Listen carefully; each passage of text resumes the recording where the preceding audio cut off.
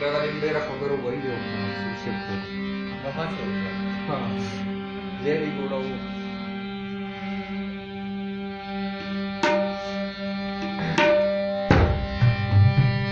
یو سوالګري اواز راکړو په جومات کې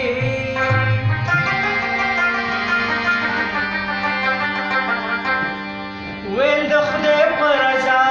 خیر او خیرات غواړم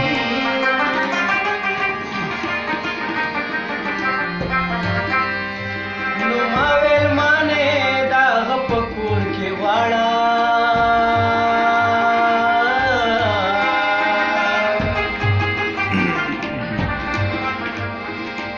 چې په خپله یم راغلی ورته جار نو راپاسه کنه ګوره چې څه مې درله راوړل دا سترګې دې پیتورې کا رانجه مې درله